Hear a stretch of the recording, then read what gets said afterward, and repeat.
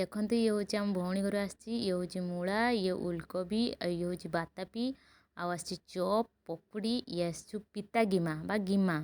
ଆଉ ଗୋଟେ ଆପଣଙ୍କୁ ଜିନିଷ ଦେଖନ୍ତୁ, ଇଏ ହେଉଛି ଦେଖନ୍ତୁ ଏଇଟା କ'ଣ, ଆଉ କମେଣ୍ଟ କରିକି କୁହନ୍ତୁ ଏଇଟା କ'ଣ ଯଦି ଜାଣିଥାନ୍ତି। ତ ଏବେ ମାଛ ଆସିଛି, ମାଛ କେମିତି କଟାଯିବ ଦେଖିବା। ଇଏ ହେଉଛି ଖୁସୁଣି, ଇଏ ହେଉଛି ପନିକି, ସେଥିରେ ହେଉଛି ଧାର, ସେଥିରେ କାଟାଯିବ ମାଛ। ଇଏ ହେଉଛି ଆମ କାକିମା କାଟୁଛନ୍ତି।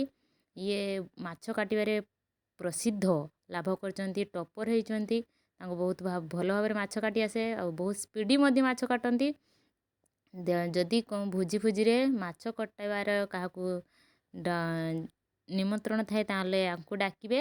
ଦେଖନ୍ତୁ କେତେ ଶୀଘ୍ର ଶୀଘ୍ର ମାଛ କଟି ଦେଉଛନ୍ତି, କେମିତି ଭଲ ପ୍ରୋସେସ୍ରେ ଦେଖନ୍ତୁ, ସେଇ ପ୍ରୋସେସ୍ଟା ଦେଖନ୍ତୁ କେମିତି ମାଛ କଟା ଯାଉଛି।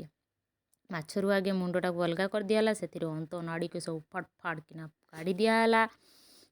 ତାପରେ ହେଉଛି ଖାଲି ତ କାଟି ଚାଲ ଖାଲି ପିସ୍ ପିସ୍ ପିସ୍। ଦେଖନ୍ତୁ କେମିତି ପିସ୍ ଗୁଡ଼ା ଭଲ ଭାବରେ ହେଉଛି।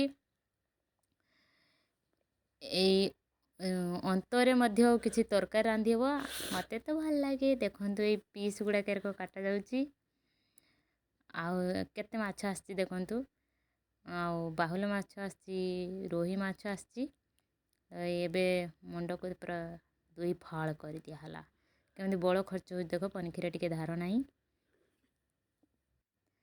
ଦେଖନ୍ତୁ କେମିତି ଖାଲି ମାଛ କାଟାଟା ଚାଲିଛି, ମୁଣ୍ଡକୁ ଖାଲି 2 ଫାଳ କରିଦିଆ ହେଉଛି। ଏବେ ବାହୁଲ ମାଛ କଟାଗଲା। ବାହୁଲ ମାଛ ଟିକେ ଷ୍ଟ୍ରଙ୍ଗ ମାଛ, କଣ୍ଟା ଅଛି। ପାଉଁଶଟା ଆକ୍ଚୁଆଲି ଦେଲେ କ'ଣ ହୁଏ ନା, ସେଥିରେ ଅଠା ଅଂଶଟା ଲାଗେନି, ନାଳ ଅଂଶଟା। ମାଛ କାଟା ସରିଗଲା।